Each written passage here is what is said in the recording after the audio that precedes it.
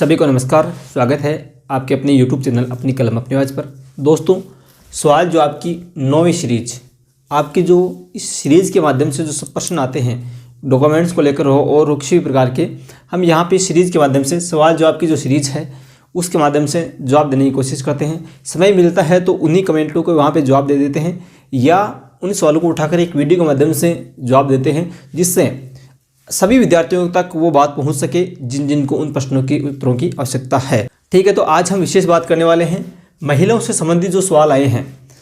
विवाहित महिलाएं, पूरे प्रश्न में आराम से बताऊंगा। उसके बाद में विधवा महिलाएं और तलाकशुदा महिलाएं, इनसे संबंधित जो सवाल हैं मैं पूरे प्रश्न एक बार पूरे आराम से बोल देता हूँ, सुन सकते हैं। विवाहित हैं, एक महिला जो विवाहित है, जो रीट की विज्ञप्ति आई थी, रीट का फॉर्म जब भरा था रीट एग्जाम का, उस समय उन्होंने अविवाहित कर दिया, प्रश्न आया था। और अब उसको क्या करना चाहिए, विवाहित प्रमाण पत्र बनाना चाहिए, विज्ञप्ति में विवाहित दिखाना चाहिए, नहीं दिखाना चाहिए, क्या बात है, वो पूरी बात आराम से करेंगे। मैरिड का EWS कहाँ का बनेगा, शादी करने के बाद EWS फॉर्म में वो कहाँ का बनेगा। एक विशेष प्रश्न आया है कि पढ़ाई मैंने दिल्ली में की, एक लड़की है, पढ़ाई दिल्ली में की, एकेडमिक डॉक्यूमेंट दिल्ली के हैं सारे, ठीक है, आधार कार्ड दिल्ली का है, लेकिन जाति प्रमाण पत्र और मूल निवास प्रमाण पत्र जो है वो राजस्थान का है, और वो ST की यदि है तो क्या उसको ST कैटेगरी का लाभ मिलेगा, वो पात्र हैं या नहीं है, वो सभी बातें आराम से करेंगे। जो अदर स्टेट की है और उसकी शादी राजस्थान में हो गई है तो उसको कैटेगरी का लाभ मिलेगा या नहीं, आरक्षण मिलेगा या नहीं। राजस्थान की लड़की है, उसकी शादी राजस्थान से बाहर हो जाती है तो उसको आरक्षण किस प्रकार से मिलेगा, क्या है। और विशेष रूप से विधवा और तलाकशुदा के जो प्रश्न हैं, विधवा की कितनी प्रतिशत सीटें आती है, विधवा महिलाएं हैं उनकी कितनी प्रतिशत सीटें आती हैं, तलाकशुदा महिलाओं की कितनी सीटें आती है, कितने प्रतिशत आती है। विधवा और तलाकशुदा महिलाओं के प्रमाण पत्र जो हैं वो कब का बना हुआ होना चाहिए, विज्ञप्ति से पहले का, बाद का, वो जो भी है।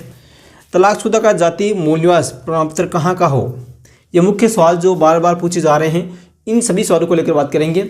इन्हीं के अलावा यदि आपके जो भी सवाल हैं रीड से संबंधित, डॉक्यूमेंट्स से संबंधित, सेकंड ग्रेड से संबंधित, फर्स्ट ग्रेड से संबंधित जो भी आपके सवाल हैं, हम पूरी कोशिश करेंगे जहां तक हमें मालूम है आपके उत्तर को देने की कोशिश करेंगे।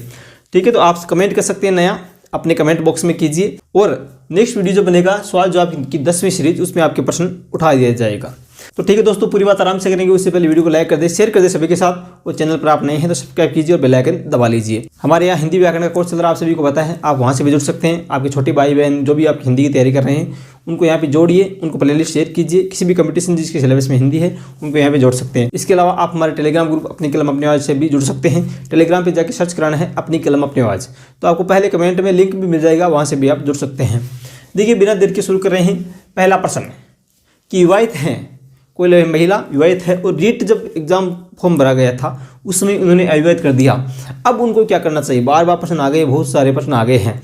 तो देखिए, विवाहित है और रीट में तो अविवाहित कर दिया, कोई बात नहीं, लेकिन विज्ञप्ति जब अब भर्ती की आएगी, बीकानेर निदेशालय जो भर्ती निकालेगा, विज्ञप्ति निकालेगा, उसकी विज्ञप्ति आएगी तो उस समय आपको विवाहित ही करना है, उस समय आपको विवाहित ही करना है, क्योंकि यदि अविवाहित कर दिया तो बाद में प्रॉब्लम हो सकती है। विवाहित तो आपको दिखाना पड़ेगा, ठीक है।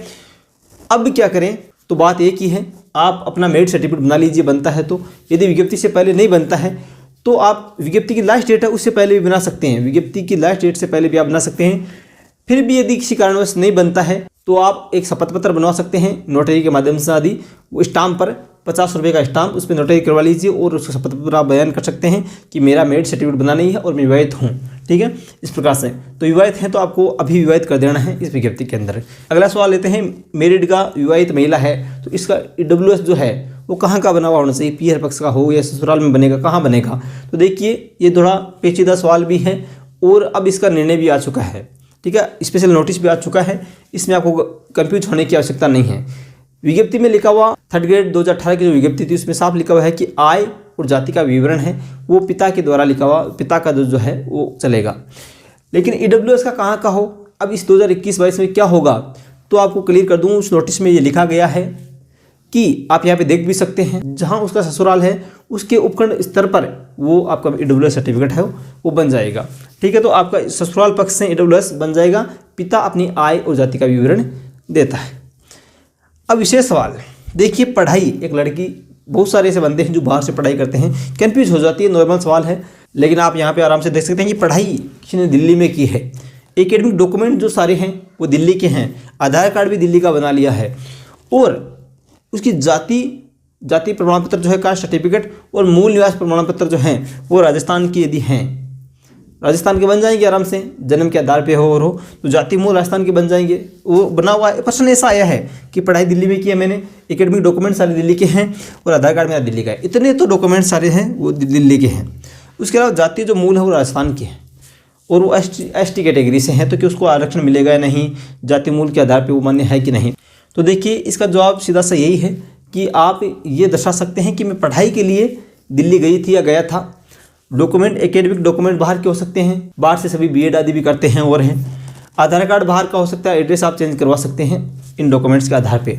लेकिन जाति मूल यदि आपके राजस्थान के बना लिए हैं तो आप आराम से योग्य हैं, आराम से आपको आरक्षण का लाभ भी मिलेगा। और जाति मूल आराम से डॉक्यूमेंट जो है अन्य आधार पे, जन्म है और है, इसके आधार पे आप बना सकते हैं। तो बाहर रह रहे हैं तो आप ये दर्शा सकते हैं कि मैं अध्ययन के आधार पे अध्ययन के लिए बाहर गई और अब मैं राजस्थान का मूल निवासी वैसे हूँ और मेरा जाति मूल बना हुआ है, तो अब आराम से राजस्थान के मूल निवासी और उसका आरक्षण भी आपको मिल जाएगा। सिंपल सा सवाल था आपका। अब देखिए विशेष सवाल, 2 सवाल जो बार बार बहुत ज़्यादा बार पूछे गए हैं। बाहर से जिसकी शादी राजस्थान में, आउट स्टेट है अन्य राज्य की, और उसकी शादी राजस्थान में हो गई है, ठीक है। एक तो बात ये होगी, एक राजस्थान की लड़की की शादी बाहर हो जाती है तो उनको आरक्षण का लाभ किस प्रकार से मिलेगा। तो सीधी सी बात है, यहाँ बाहर से राजस्थान में शादी यदि हो गई है, अन्य राज्य से आपके राजस्थान में शादी हुई है, तो आपको आरक्षण का लाभ नहीं मिलेगा। सितंबर 2020 के आसपास एक निर्णय आया था कोर्ट का, ठीक है। तो सरकारी नौकरी और चुनाव के अंतर्गत आपको अन्य राज्य, आप जो भी जहाँ से भी आए हैं, वो आप राजस्थान में उसका आरक्षण का लाभ नहीं ले सकते। चुनाव और सरकारी नौकरी में आरक्षण नहीं ले सकते। इसके अलावा सरकारी योजनाएं हैं उसमें आप लाभ उठा सकते हैं, आपको ऐसा दिया जा सकता है। लेकिन सरकारी नौकरी विशेष रूप से और चुनाव, इसमें आपको बाहर राज्य के जो भी हैं, चाहे शादी करके आए हैं और हैं, उनको आपको आरक्षण का लाभ नहीं मिलेगा। राजस्थान से बाहर जिनकी शादी हो गई है, जिन बहनों की, तो उनको आरक्षण का लाभ मिलेगा या नहीं। तो सीधी सी बात है, इसमें यदि आपने डॉक्यूमेंट्स बाहर के बना लिए हैं सारे, मूल निवास है, आधार कार्ड है, जो भी आपके डॉक्यूमेंट्स सभी आपने जो है बना लिए हैं, तो आपको आरक्षण का लाभ नहीं मिलेगा, क्योंकि आप अब जनरल कैटेगरी के अंतर्गत आ जाएंगे। लेकिन यदि अभी भी आपका मूल निवास राजस्थान का बना हुआ है, क्योंकि जाति और आय आपकी वैसे ही पिता के आधार पर बननी है, तो आप आराम से राजस्थान के आरक्षण का लाभ ले सकते हैं यदि मूल निवास राजस्थान का बना हुआ है, ठीक है। ये सीधी सी बात है। अब देखिए विधवा महिलाएं और तलाकशुदा महिलाएं हैं, उनकी सीटें जो है वो कितनी प्रतिशत रहती है। तो महिलाओं की जो सीटें होती है, महिलाओं की जितनी सीटें होती हैं उसकी 8%, कितने प्रतिशत, 8% सीटें विधवा महिलाओं की होती है, और तलाकशुदा महिलाएं हैं उसकी होती है 2% सीटें, ठीक है। 8% विधवा महिलाओं की सीटें होगी और उन महिला सीटों में से 8%, ठीक है, टोटल में से नहीं, महिला जो सीटें हैं उनमें से 8% आपकी विधवा महिलाओं की होगी और उनमें से आपके तलाकशुदा की 2% होगी। अब देखिए यदि विधवा महिलाओं की सीटें फिर भी खाली बच जाती है, विधवा महिलाओं की सीटें जो हैं वो 8% से खाली बच जाती है, महिलाएं पूरी नहीं हो पाती है, यदि उनकी 100 सीट है, उन 100 सीट में से विधवा महिलाओं की सीटें खाली बच जाती है, तो उसी वर्ग की तलाकशुदा महिलाओं से उसकी सीटें भरी जाएगी। और यदि तलाकशुदा जो सीटें हैं वो खाली रह जाती है तो उसी वर्ग की विधवा महिलाओं से भरी जाएगी, और इन दोनों की खाली रह जाती है तो उन्हीं वर्ग की सामान्य महिलाओं से वो भरी जा सकती है। एक बात हो गई, ये छोटी सी बातें हैं। विधवा तलाकशुदा प्रमाण पत्र जो हैं वो कब का बना हुआ होना चाहिए। आप विधवा कैटेगरी से हैं तो आपका प्रमाण पत्र जो है, पति की डेथ सर्टिफिकेट है पति का, वो कब का बना हुआ होना चाहिए। तलाकशुदा प्रमाण पत्र है वो कब का बना हुआ होना चाहिए। दोस्तों मैं सिंपल सी बात कर दूं, आप विधवा महिला कोटा की बात हो, तलाकशुदा की बात हो, जाति प्रमाण पत्र को लेकर बात हो, आप खिलाड़ी कैटेगरी से हैं, EWS से हैं, तो वो सभी बातें यदि हम बात करें, जो भी प्रमाण पत्र आपके जो हैं उसका नियम यही है, वो सभी प्रमाण पत्र जो हैं वो जो अब विज्ञप्ति आएगी, 3rd ग्रेड की जो विज्ञप्ति आएगी उसकी लास्ट डेट से पहले के बने हुए होने चाहिए।